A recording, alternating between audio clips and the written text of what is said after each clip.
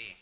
Ayan, we all have our idealized concept of our work, of our workmates, and our workplace. Siguro po sa iba rito, kung kayo po ay nag-start pa lang nung nagtatrabaho or kayo naghahanap ng trabaho ngayon, or dun sa pinapasukan nyo ngayon, bago kayo pumasok dyan, iniisip nyo kaagad kung ano yung klase ng trabaho na meron or gusto ninyo.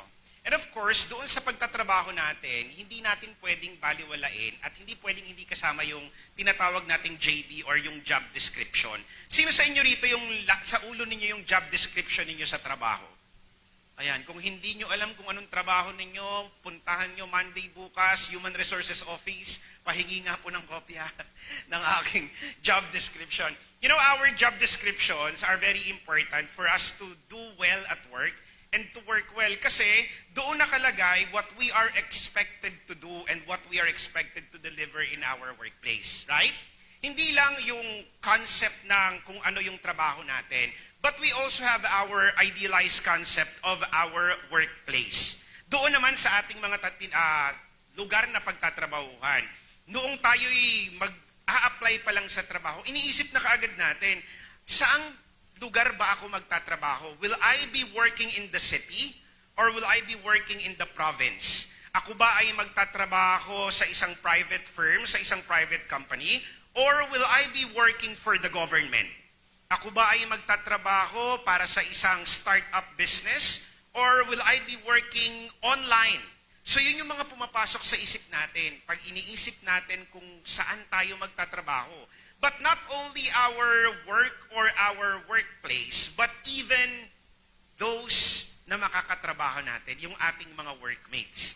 I don't know about you, pero ako po, kapag ako'y mag-a-apply sa trabaho, lagi kong binivisualize yung sino ba yung makakatrabaho ko. Ano kaya yung magiging itsura nila? Diba? Sino rito yung ganun? Ano kaya itsura ng mga katrabaho ko?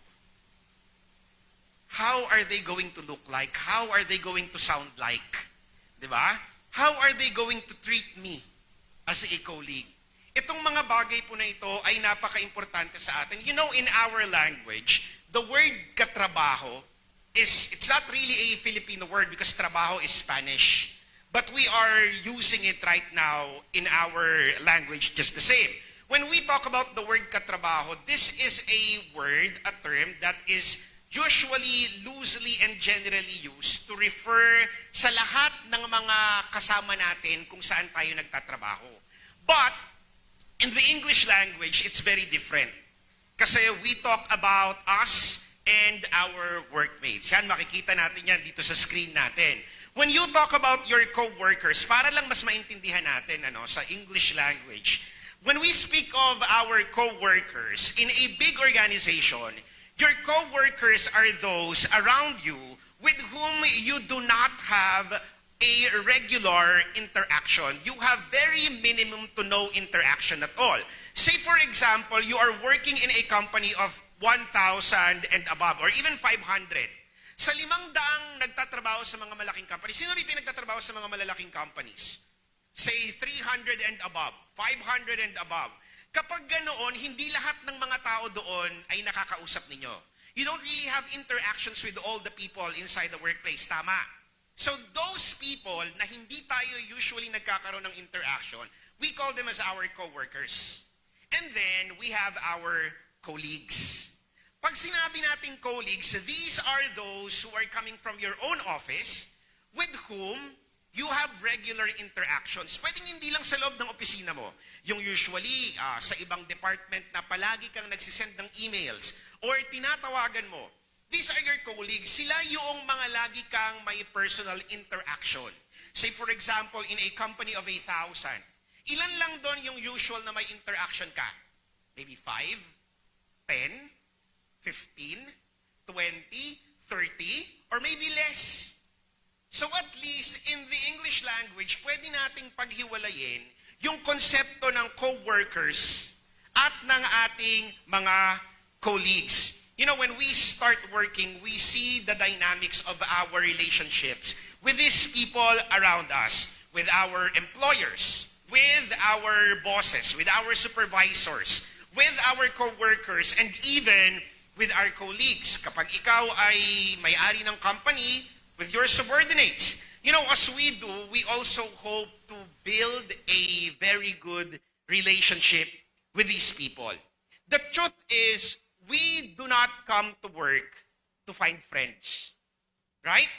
Nung kayo ay in-interview sa inyong trabaho sa ngayon, sa HR, nung tinanong kayo, bakit gusto mong magtrabaho dito? Sinabi nyo bang gusto pong mahanap ng kakaibigan dito? We don't say that, right? Hindi natin sinasabi na kaya tayo nag-a-apply dun sa trabaho is because we want to have friends in the workplace. That is not to say na ayaw nating magkaroon ng kaibigan sa workplace natin. Having friends in the workplace are a bonus. Tama? But we all have to understand that when we start working, the reason why we are paid is because we have to do the work and not really to have friends in the workplace.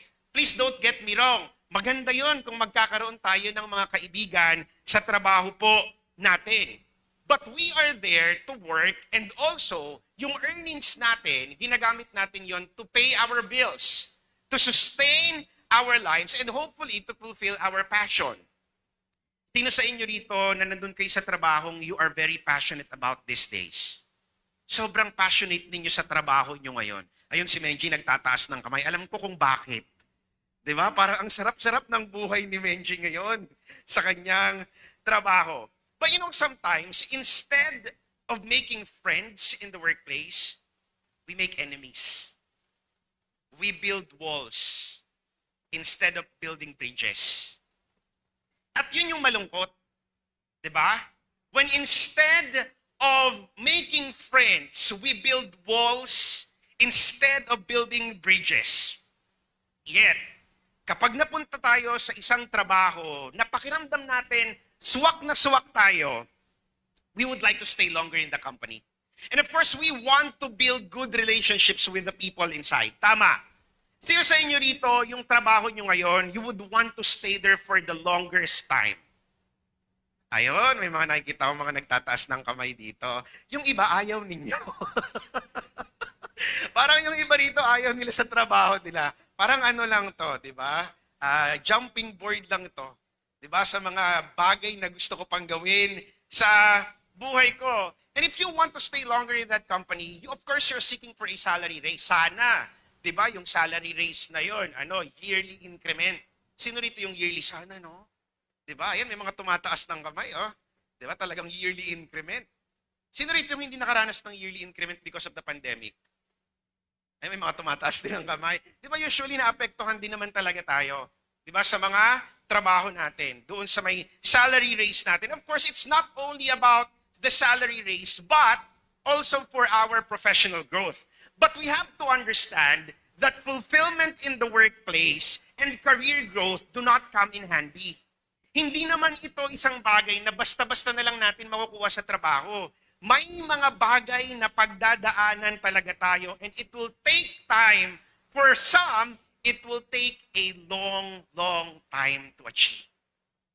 You talk about professional fulfillment, you talk about career growth. But as we work, we experience troubles, we experience problems, we experience difficulties, and sometimes we even experience conflicts in the workplace, challenges, pressures, or what have you. But we have to understand na habang tumatagal tayo sa trabaho, these are inevitable. Hindi ito maiiwasan. Tama po. Lalo na kapag mas tumatagal ka na sa trabaho, mas lumalaki yung organization and you are given tasks after tasks in the workplace. These are part of what we call as growing pains. The question is, does everyone experience growing pains? Lahat ba ng mga tao ay nakaka-experience ng growing pains? Lahat ba ng nagtatrabaho? The answer is no. Why? Because there are those who easily give up their work. After a day or two, magre-resign. Right? They go back to Neverland. Babalik tayo sa going back to Neverland dahil ayaw nilang nai-stress, ayaw nilang nape-pressure, ayaw ng challenges. And they just want to go to a place na it's all play and no work.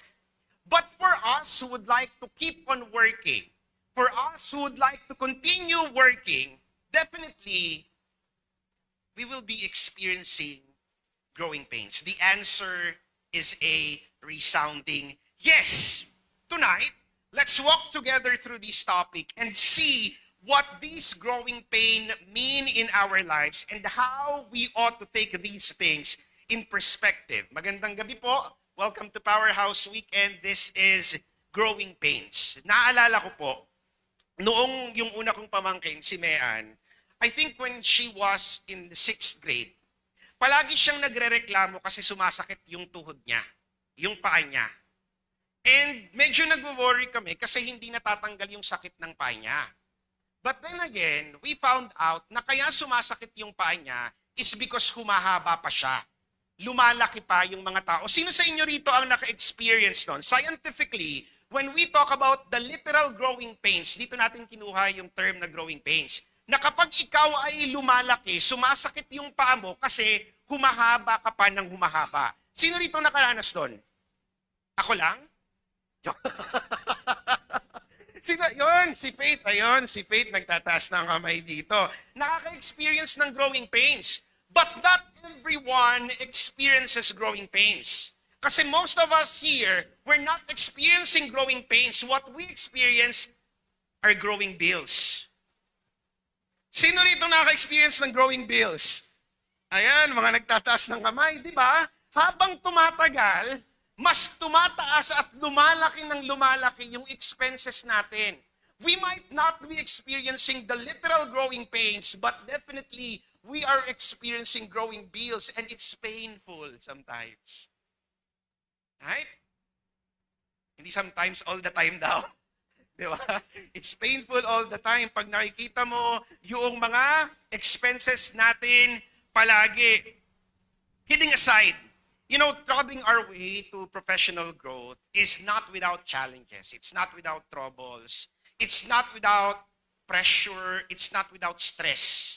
Lahat po ng ito ay pagdadaanan natin because as we try to reach the maximum of our potential and as we try to realize our dreams, definitely these are things na ma-experience natin along the way. But these growing pains are there for us to level up. Right? To grow at least and to be fulfilled somehow sa ating mga trabaho, to reach higher and even to maximize our potential and to reach our dreams. Our growing pains are very much inevitable. We will experience stress after stress, challenge after challenge. Ngayon pa lang tapos na yung isang stress. Mamaya meron na naman, may tawag na naman ang boss. Mamaya iba na naman ang trabaho. Sino rito yung sumisigaw na minsan sa trabaho ninyo? Pag wala yung boss. Di ba? Parang kailangan yung sumigaw para lang makarelease ng stress. Di ba? Sumigaw para lang makarelease ng pressure. But what we have to understand is that not all stress is bad. Di ba? We categorize stress into two. We talk about bad stress and good stress. In a previous Powerhouse Weekend, I think I gave you the 3 causes of stress, at least coming from Rick Warren, the senior pastor of Saddleback Church, and also the author of the now classic Purpose-Driven Life. And ang sabi niya, when we talk about the causes of stress in the workplace, we have 3. The first one are pressures. Yan, nakikita natin sa screen dito. We talk about pressure, we talk about problems, and then we talk about people. Now, when we talk about pressure, this might be caused by deadlines. Diba? Pwedeng ito ay dahil sa deadlines natin. Ang pressure pwede rin cause ng pakikisama natin sa katrabaho or caused by our workload. Sino sa inyo rito, aminin niyo sobrang pressured kayo sa work na yon? Ayan. Ayan, mga tumata. Sobra, diba? Minsan, hindi mo na alam kung paano kahinga. And sometimes, hindi mo rin alam kung paano pagsasabay-sabayin yung mga ibang bagay pa sa buhay mo na gusto mong pagtuunan. Right? Not only that, but we talk about problems. And when we speak of problems, this can be caused by internal and external factors. Pwedeng tayo mismo ang gumawa, pwede namang ibang mga factors sa paligid natin. It could be relationships at work, just the same. And also people. And when we say people, People in the workplace can be our stressors. Our boss can be our stressors. Our co-workers can be our stressors. Our colleagues can be our stressors. But we don't have to forget that tayo rin mismo. We can be a stressor to our boss. We can be a stressor to our workmates. And we can be a stressor to our colleagues. Hindi lang pwedeng iniisip natin, stress ko yan, stress ko yan. Bumalay mo, stress ka din nila. But that's the reality, right? These are realities of the workplace. But how should we see pressure? How should we see problems and people in a different light as part of growing up, as part of progressing in life? Number one, tingnan natin to, pressures at work teach us to be responsible. Why? Now, deadlines are very important in the workplace. Alam po natin yan. Lahat tayo may deadline day in, day out. Week in, week out. Marami tayong mga deadlines in the workplace and we do not want to be the cause of delay in the workplace. Tama. Sino rito gustong-gusto nagiging cause ng delay sa trabaho? Parang, siya na naman. Sana hindi tayo gano'n, ano? We are not supposed to be the cause of delay sa ating work. However we see it, we have to realize that we are expected to deliver in the workplace. Meron tayong trabaho and we have to understand that promotion in the workplace is very much dependent on our effectivity and efficiency at work. Well, sa tingin ba natin mapapromote tayo kung hindi tayo effective sa trabaho? If we are not delivering at least according to the deadline or before the deadline, or if we are not efficient in the workplace, definitely yung mga katrabaho natin or yung mga superiors natin sa trabaho, they always look at our performance. Diba? Kaya nga meron tayo palaging performance evaluation sa trabaho. Usually, kailan kayo nagkakaroon ng performance evaluation? Yearly? Right? Meron ba ditong biannual ang evaluation sa trabaho? But that's the reality. Kung tayo ay napipressure, it's because we are in a place na merong mga deadlines. But sometimes medyo nasasobrahan sa pressure. Kaya may mga tao na ang ginagawa nila, nagre-resign sa trabaho. And you know, when we speak of pressures, this causes us to be responsible in the workplace because we have to do what we are expected to do. We have to deliver. Kailangan kahit papano nagagawa natin what we are expected to do. That's why we always go back to our job descriptions. Tama. Kasi, I hope this is true for all, di ba? We are working over and against what we were given as our duties and responsibilities in the workplace. But with all honesty, sometimes may mga extra tasks na binibigay sa atin. And it's not wrong. That means your boss actually trusts you. Wag lang palaging ikaw. Diba? Okay lang na paminsan-minsan nabibigyan ka ng other tasks, pero hopefully, hindi tayo yung palaging iniutusan. But that's the reality. That means your boss actually trusts you. Sino ito yung palaging nabibigyan kayo ng extra task sa trabaho? Ayan, may mga tumataas ng kamay dyan. Yung gagawa ng program for the Christmas party dahil malapit na. Diba? Usually, yung mga ganyang extra task, oy, mag-ano tayo, pupunta tayo dito, magti-team building tayo. Sino ba ang pwede nating pakisuyuan na pwedeng gumawa ng mga trabahong ito? What we have to understand is that pressures are a reminder that we have a job to do. Okay? Nandiyan ang pressure because we have to be reminded that we have a job to do. And you have a deadline and you have to deliver. It causes us to act, to do the work, to do better, and to be better. Sana ganun yung pagtingin natin sa pressure. That is how we become responsible. And we have to be responsible again because we have the responsibility to do the best in our workplace. Next, medyo mahaba po ito hindi pa ako matatapos agad. Pangalawa, when we speak of, ano nang kasunod natin? Problems. Ito, problems at work hopefully would teach us to be reasonable. You know, at work, this is something that we have to think about. You know, at work, hindi pwede yung eme-eme. Tama? Sa trabaho natin, hindi pwede yung eme-eme. We have to be quick to fix troubles and problems in the workplace. Why do we have to be quick? Because at work, time is money.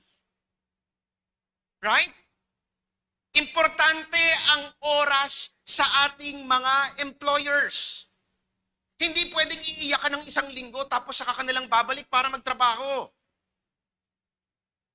That's not how the world works. At least, we have to be reasonable. We have to not allow ourselves to be caught up with our emotions and have our emotions and our feelings get the best of us. But we have to be reasonable at all times. You can't stay stuck in your feelings kapag ikaw ay nagtatrabaho. Kasi malulunod ka dyan, magre-resign ka. Tama?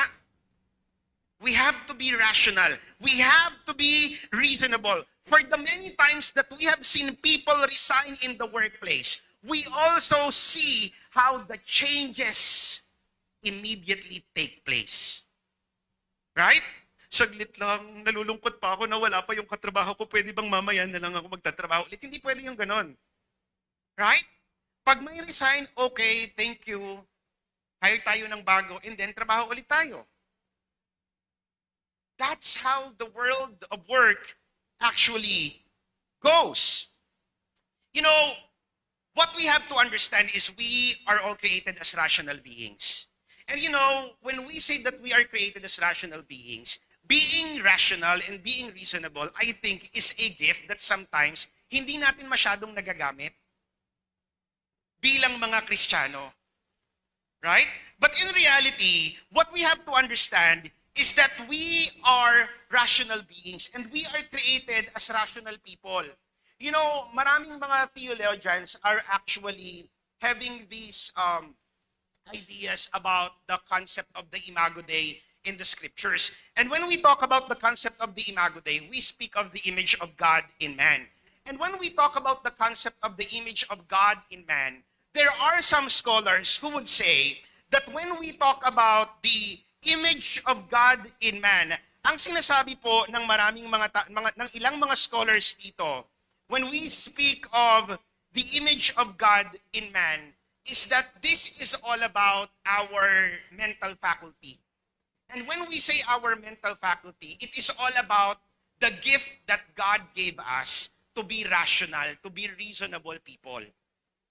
Ito daw yung ibig sabihin ng image of God in man. Well, there are still many confusions about what this Imago Dei actually really means. But in reality, when we talk about us being created as rational people, then that's a gift that we have to maximize just the same.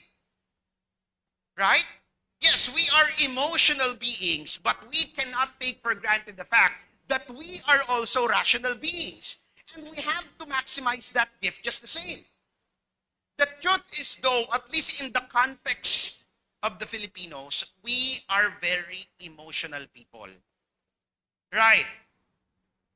Napaka-emotional nating mga tao. And this is very much evident in the kind of TV shows that we patronize.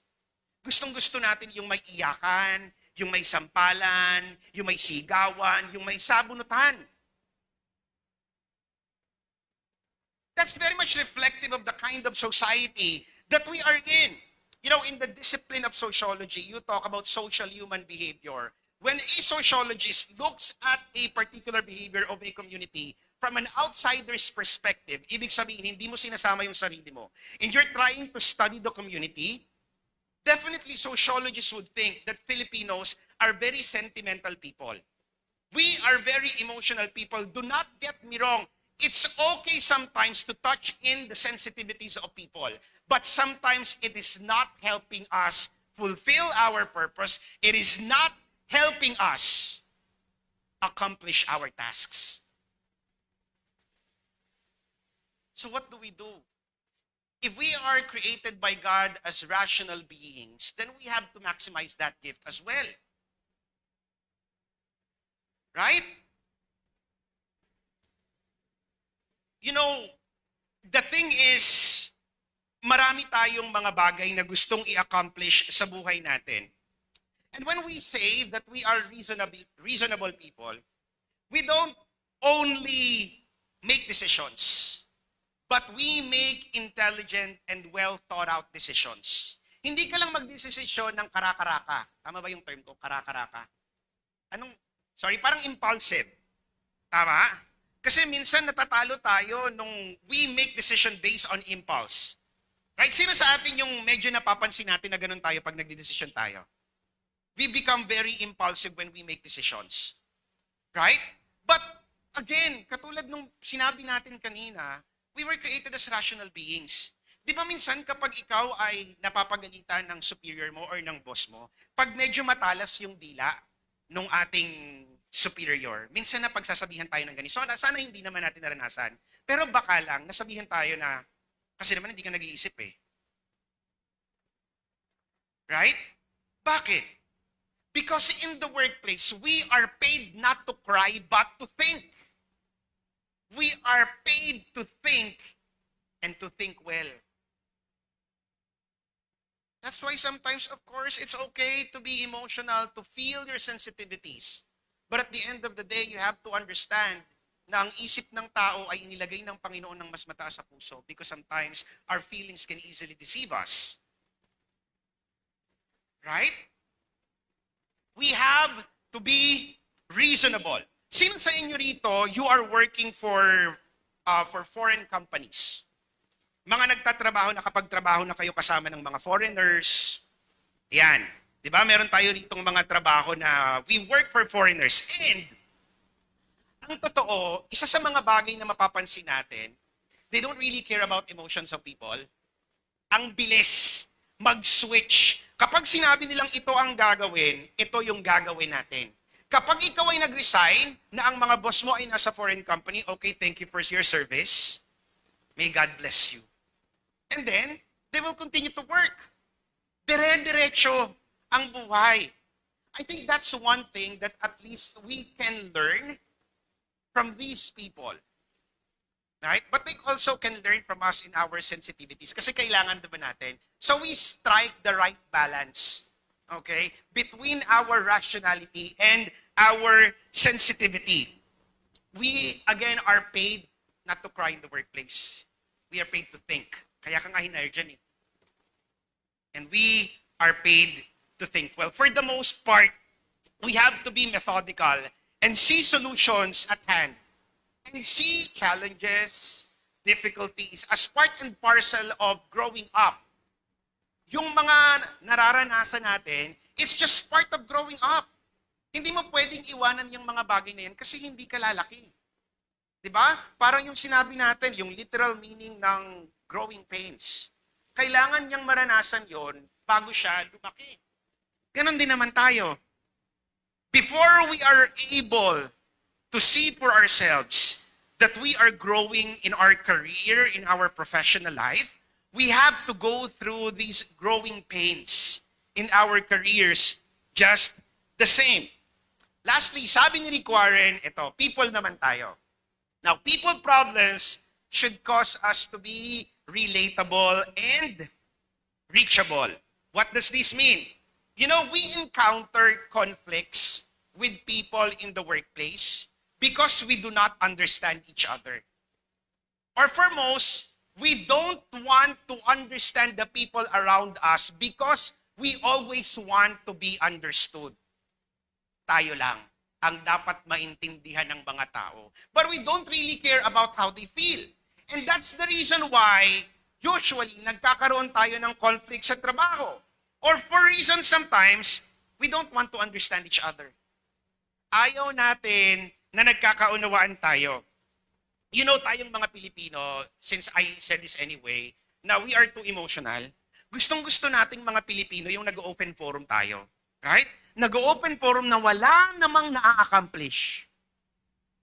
Nagkakasakitan lang tayo palagi ng emosyon.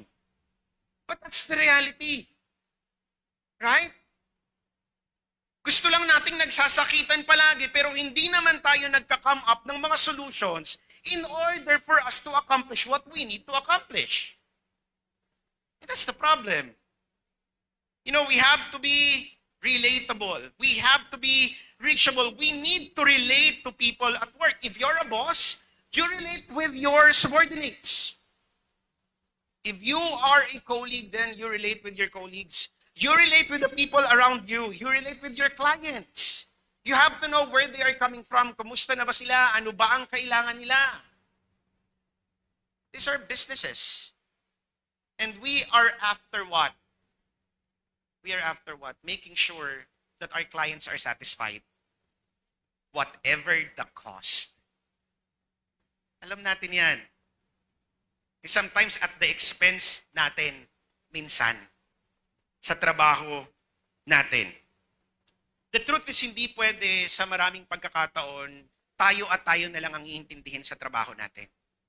We have to understand where people are coming from. And there is one life hack in the scriptures found in 1 Corinthians chapter 9, verse 22. Ayan, sabi sa 1 Corinthians chapter 9, verse 22b, and I took this from the Message. This is the Apostle Paul saying, "But I entered their world and tried to experience things from their point of view. I become just about every sort of servant there is in my attempts to lead those I meet into a God-saved life." In 1 Corinthians chapter 9, si Apostle Paul dito, he's giving us a peek of how it is to relate to people, how it is to understand people, in order that we might also be able to preach the good news to them. And I do believe that it is also God's will for us to relate with people, the same way that the Apostle Paul is encouraging us to do. We need to relate to people. We need to reach to them. We need to understand them. This way, I believe that we will be able to minimize conflicts in the workplace.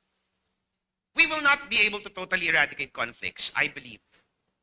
But at least in the workplace, there is a possibility that we can minimize conflicts if we are able to understand each other.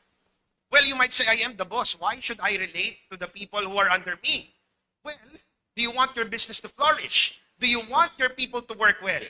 Then, what you have to understand is this. The best leaders are those who serve. Remember that. You want your people to be efficient and effective? Go where they are. Relate to them. Reach out to them. And in return, mas madali silang makakapagbigay ng 100% nila sa trabaho.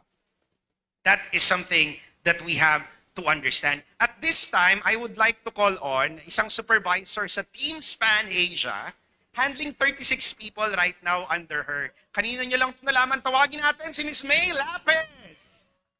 Ayan, tawagin natin si May. May I ask, please, dito tayo, May? And then, pwede tayong hingi tayo ng chairs dito. Ayan, mabilis lamang tong kwentuhan, May. Ayan, thank you. Last na usap namin ni May kasi, ang sabi niya, at the moment, she is handling 36 people under her. Ibig sabihin, 36, no? Taray neta, no? 6 digits na yata ito eh. Ayan. May, my question is this. You are already handling 36 people under you right now. You are a supervisor, tama, sa Team Span Asia. Hello ka naman sa kanila, baka nanonood sila. Hi, guys. Ayan. My question is this.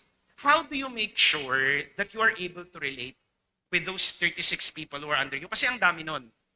Diba? Relate. Hirap paano mo na-make sure na alam mo kung ano yung nangyayari sa kanila in the workplace?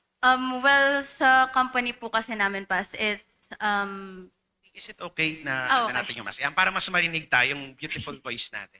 Ayan. sa company po kasi namin, it's, set as expectation na every week may huddle and then coaching and Do you baseline is... facilitate the huddles and the coaching weekly? Yes, I do. Okay. I try to. I try my best. Ayun. I make sure that I communicate with them. So that's the number one rule for my team, communication. Because I'm a firm believer of communication, if not all the time, solves the problem. Yes. Because as humans, we tend to assume what they feel. We tend to assume what they're doing. Let's say, for example, for my team, most of them are still working from home.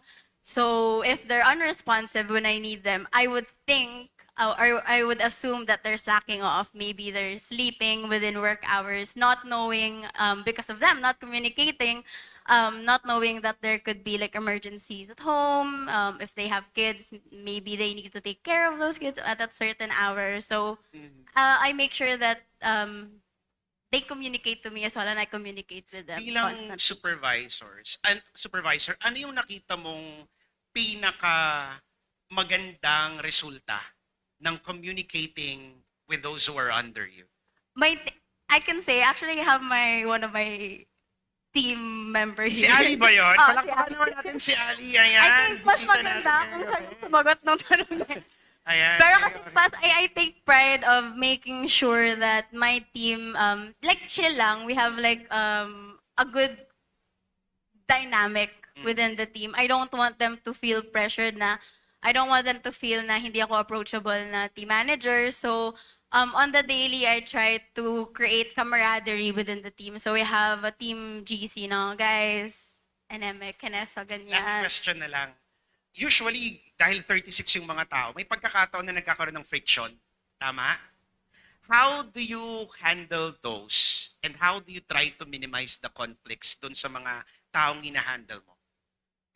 Still relates back to communication pa. So I also try to listen. Again, as humans, we tend to assume things, and normally there's always two sides of the coin, two sides of the story. So I try to listen without prejudice.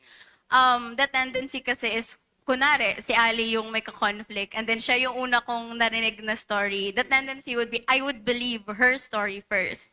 But as a team manager, you shouldn't do that. Or not even just as a team manager, as a person, as part of the community, you should try to listen without prejudice to see who's at fault and try to come up with a solution for it. Thank you very much. Parang pwede na siyang magsalita dito. Bababa na ako. Thank you very much, Thank you May. po. Maraming salamat. You know, it's very difficult to handle people, no? But at least we've seen here, at least from the perspective of a supervisor who's handling 36 people, at least under her, alam niya kung paano makipag-communicate sa mga tao, sa kanyang trabaho. And that is very important sa trabaho natin. You know, growing pains are an opportunity for us to grow in our relationships. Last 3 na lang po ito. Okay? Now, there are 3 relationships that we need to make sure na nag-grow as we experience our growing pains. Number 1, intrapersonal relationship. Ano yung ibig sabihin ng intrapersonal relationship? Ibig sabihin, sa loob. Okay? Meaning, when we talk about intrapersonal relationship, we speak of the growing pains as an opportunity for our own personal growth. Okay? For us to grow personally when we experience pains, when we experience setbacks, failures, conflicts, these are moments that at least we have to make sure that we are also growing personally. And this is what sometimes we lack. We lack introspection. We lack reflecting upon what is going on doon sa trabaho po natin. We sometimes, ito yung kulang talaga sa atin, no? There are opportunities that we tend to reflect upon the people around us. Pero nakakalimutan natin magkaroon ng self-introspections. Nakakalimutan natin na magkaroon ng reflections sa sarili natin. Because the reality, we are prone to speak more than to think more. Right? Mas nauuna tayong magsalita kaysa mag-isip. Ito, usually, naririnig nyo naman sa akin ito, di ba? When you are in the highest of highs of your emotions, or in the lowest of lows of your emotions, do not talk. Do not speak. Because 99% magkakamali ka ng sasabihin. Kasi masyado kang engrossed ng emotion nung nararamdaman natin. And sometimes we are not able to think right. Kapag sobrang taas ng emosyon natin, or sobrang nasa baba naman yung emotions natin. Like what I said a while ago, most of us, we usually follow our impulses. We tend to react and overreact. Right? And these are things that we have to introspect. Am I just reacting or am I overreacting about the situation? Say, pag sinabi ng kaibigan mo na magre-resign siya, hindi naman because of your impulse ang sasabihin mo, hindi, wag ka magre-resign kasi pag nag-resign ka, magre-resign din ako. Ano yun? Pag nag-resign ka, paano naman ang growing bills mo? Right? Minsan nakakalimutan muna natin isipin yung mga bagay-bagay before we react, before we say things. Remember that in every situation of our lives, we believe that God is teaching us something. And as we introspect, these are 3 questions that hopefully will help us do that. Number 1, what can I learn from this growing pain? What can I learn from this experience? Number 2, what can I do better next time? Next one, what virtues is God teaching me to learn from this situation? You know, our growing pains should teach us to be responsible. Our growing pains are also meant for us to be forgiving of ourselves. You know, sometimes we forgive people pero nakakalimutan nating patawarin yung mga sarili natin. Right? Ikaw ba napatawad mo na sarili mo dun sa mga mistakes natin in the past? Diba? Some people talagang tatatak sa isip nila yung mga mali natin. But thank goodness we have a very gracious God. And that is what is more important, at least para sa atin. We have to be forgiving of ourselves, and there will be instances na magkakamali pa rin tayo, but it's okay. Kasi hindi naman tayo perpekto. And in these situations, perhaps God is also teaching us to be patient, because at one point in our lives, or perhaps in many instances of our lives, we have become impatient. Sino sa inyo rito, every day of your lives, God is teaching you to be patient? Taas ng kamay. Diba? That is one virtue na medyo nakakalimutan natin. As the old adage says, patience is a virtue. Again, most often than not, in many instances in our lives, hindi lang sa trabaho, sa personal na buhay natin, sa ministry, in our relationships, we tend to be impatient. So that's one thing. However, in the workplace, we have to be patient with ourselves, and also, we have to be patient with one another. Kasi hindi naman tayo pare-pareho ng progress. Okay lang kung sabay-sabay. Kaya lang iba-iba tayo ng skill set. Diba? Iba-iba tayo ng cognitive functions. So we have to understand each other. And then from there, diba? Sasamahan natin ang bawat isa to grow. It's very difficult to be patient. Much more so to be patient with ourselves. And to be patient with other people.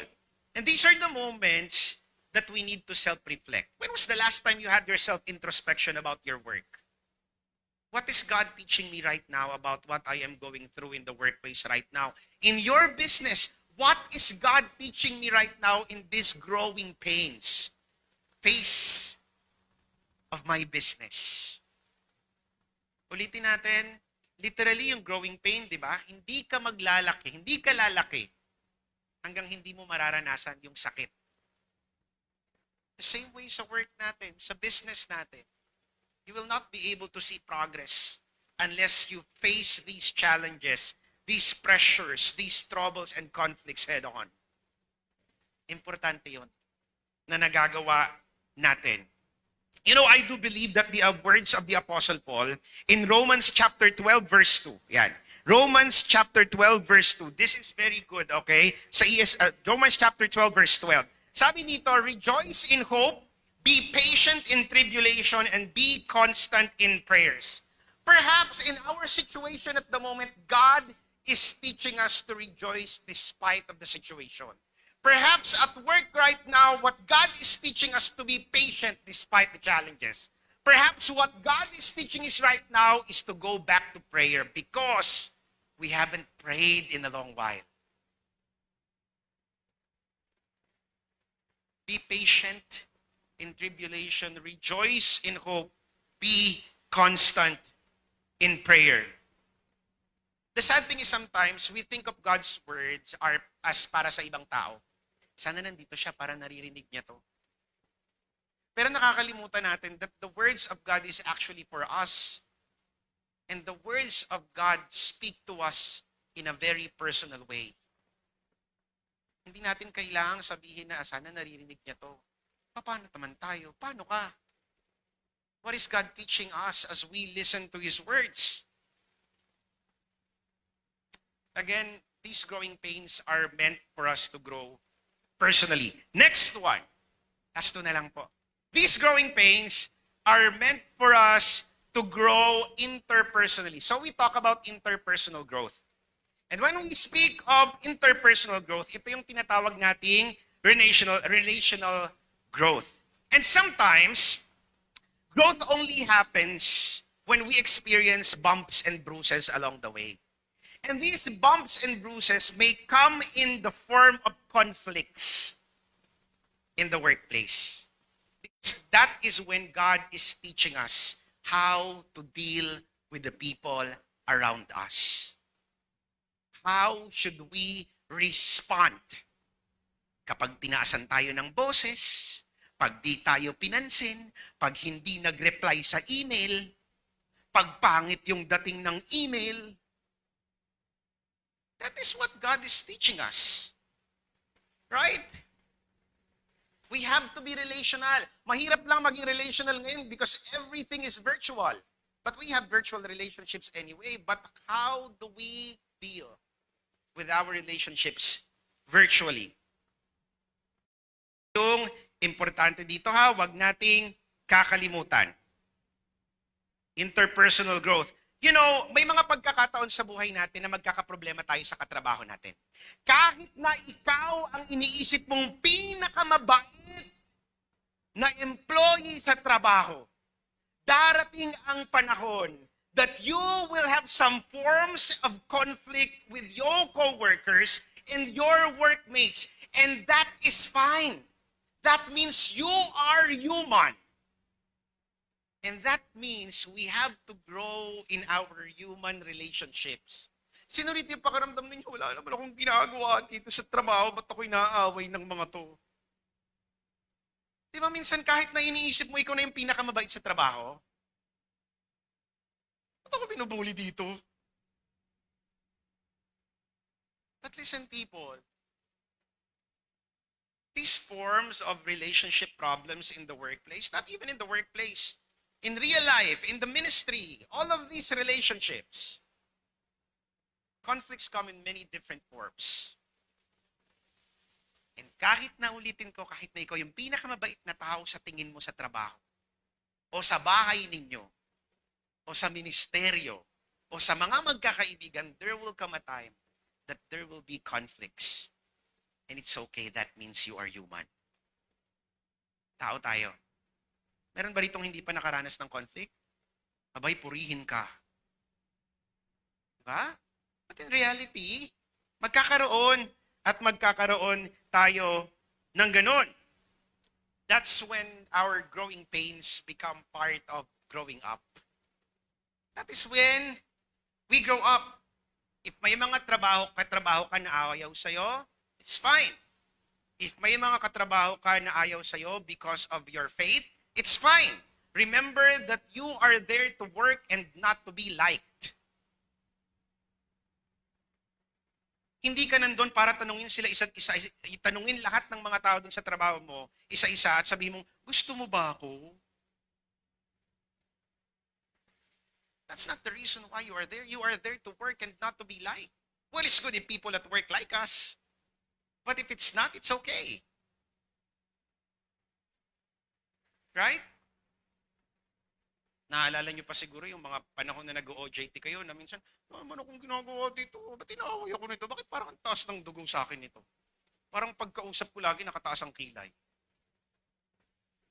Mga ganun minsan sa trabaho natin. Di ba? Sa mga maraming trabaho na napasukan natin, perhaps naranasan natin yung mga bagay na yon. If you do not have friends at work, hopefully you have, okay?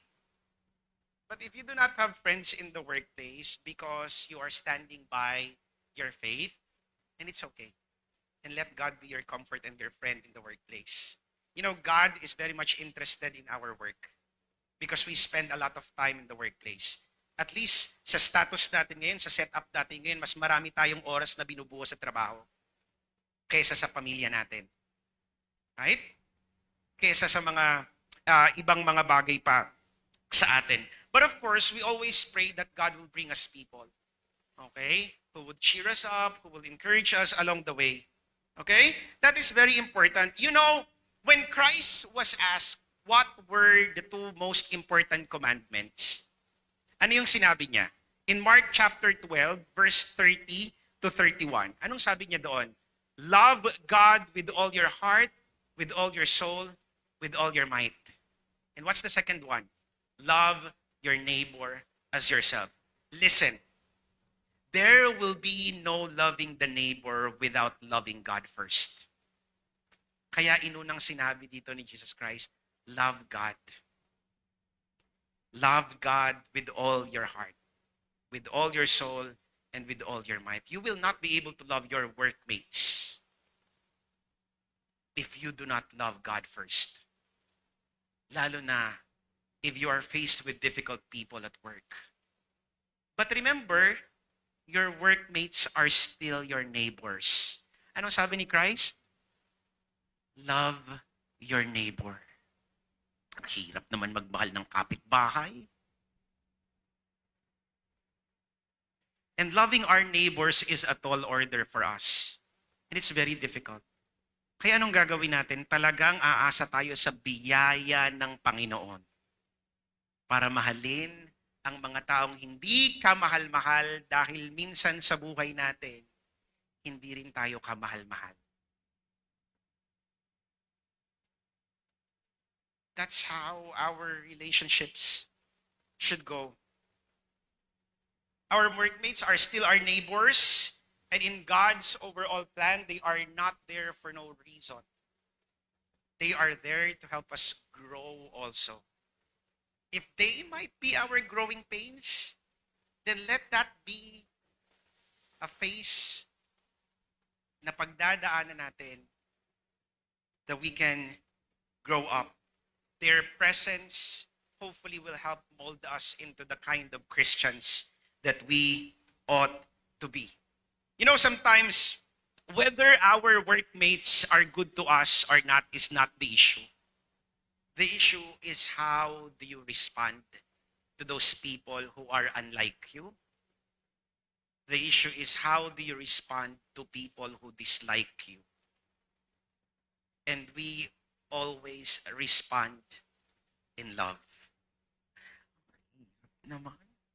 Kaya nga sabi natin, di ba? Aasa tayo sa biyaya ng Panginoon.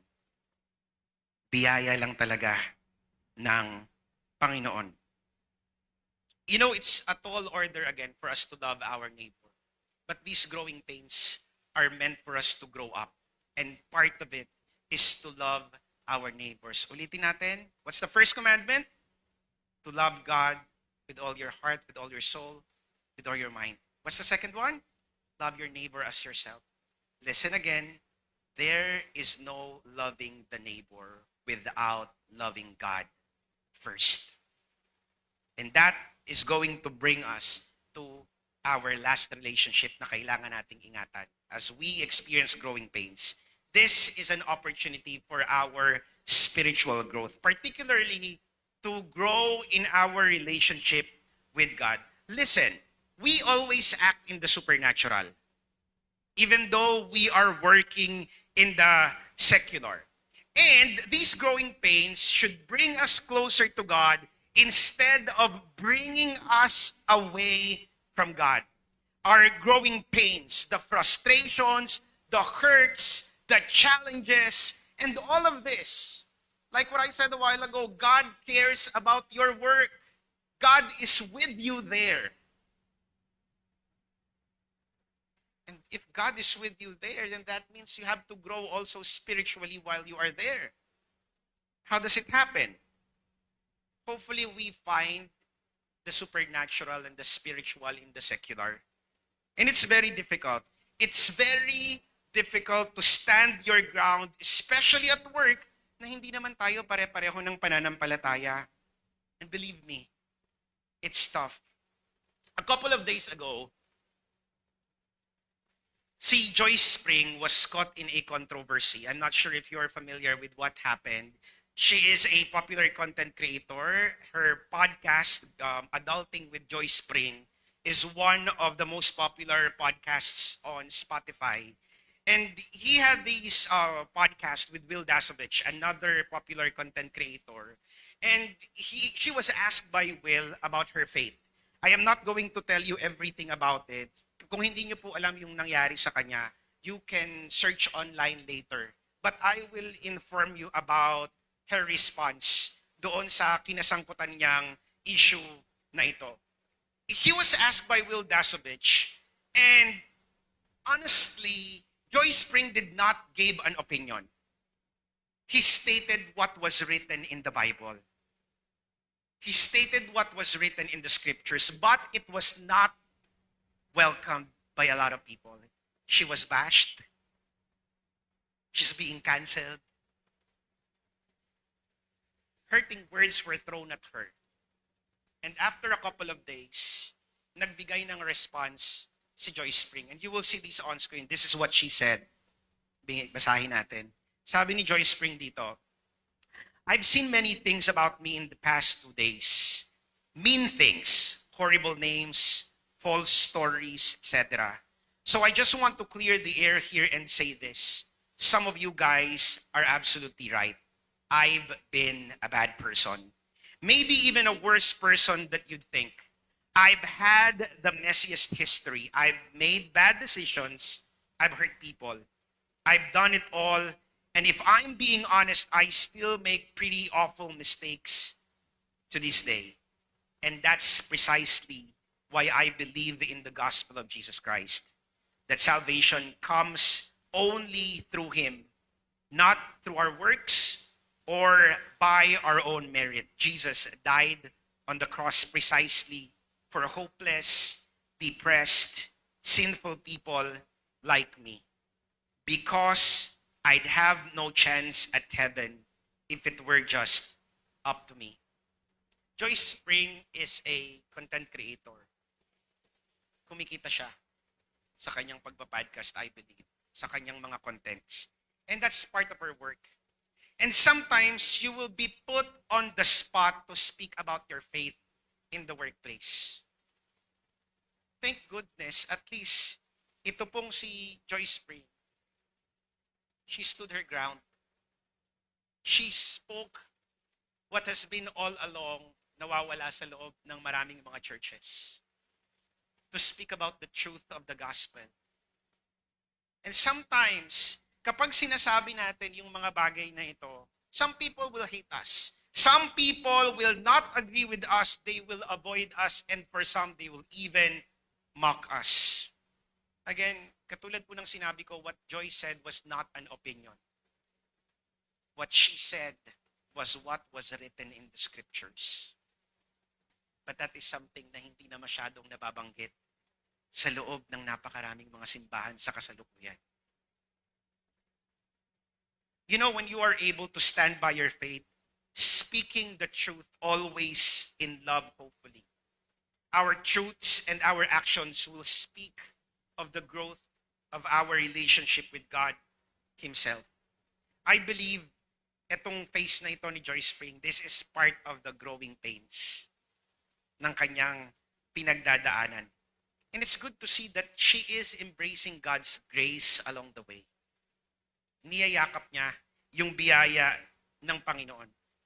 But you know, the greatest example of experiencing the worst growing pains is Jesus Christ himself.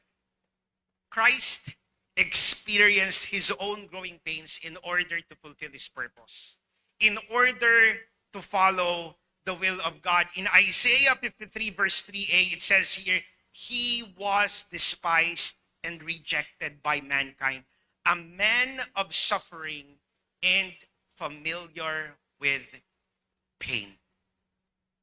You talk about growing pains, wala yan kumpara sa pinagdaanan ng ating Panginoon. Jesus knew very well his purpose. Trying to accomplish his purpose growing up, he was not only hated by people. Diba? He was bullied.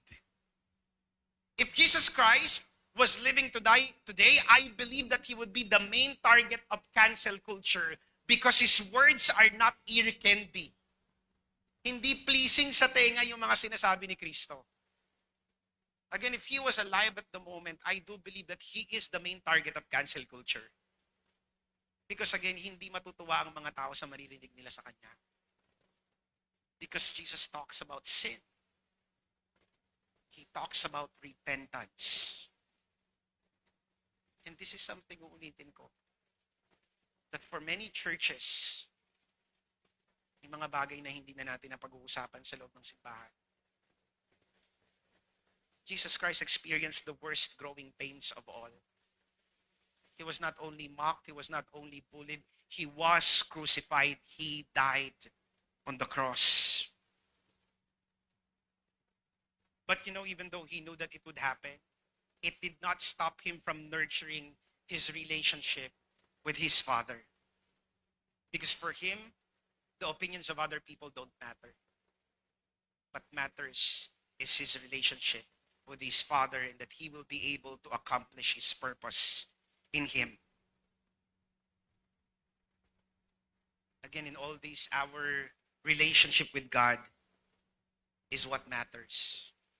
Whatever our situations are right now, our growing pains, it might be painful. You might have troubles with people. You might be too pressured at work. You might be too stressed out. But you know that in God, it's all worth it. In all these relationships that we do have, yung horizontal relationship natin, that this one, yung horizontal, mali ako, horizontal, okay, yung horizontal relationship natin, meaning our relationship with the people around us, and our vertical relationship, meaning our relationship with God, should be established on the foundation of the cross of Jesus Christ. That means our relationship with God should cause us to be peacemakers. Our relationship with God should cause us to build trust, should cause us to build bridges instead of building walls. You know, it's not easy. We will fail, but we will get back up again. We will ask for God's grace. Katulad ng sinabi natin kanina, aasa talaga tayo sa biyaya ng Panginoon. Is it easy to love your neighbor? No. Asawa mo nga, minsan hirap na hirap kang mahilin eh. Wala akong sinasabi ito. I mean, that's the reality. Minsan, di ba? Yung asawa ninyo, hirap na hirap kayong mahalin. Yung anak ninyo, hirap na hirap kayong mahalin. Yung kapatid ninyo, hirap na hirap kayong mahalin. How much more your neighbor? But that's the truth. Kaya anong gagawin natin? Aasa talaga tayo sa biyaya ng Panginoon. These growing pains are but just normal. This is part of our adulting stage in life. So if you are experiencing growing pains right now, yung mga nandito at sa mga nanonood sa atin, congratulations. This means that you are growing up, hopefully. Pakisabi sa katabi mo, congratulations. I will pray for you. Diba? That in this process, God will be with you. As we grow through these growing pains, it's a matter of changing our perspective. These growing pains are inevitable. It's God's ways of teaching us to be humble, to be patient, to be kind, to respond in grace. And these growing pains are God's ways to teach us to be Christ-like. Because what again is the goal of Christianity? It's for us to be Christ-like. That is why we are called Christians. We bear the name of Christ. Let's pray. Lord, maraming salamat po sa gabing ito for reminding us of our situations individually. Sa trabaho po namin, sa kung nasan man kami sa buhay namin ngayon, Panginoon, thank you for being with us.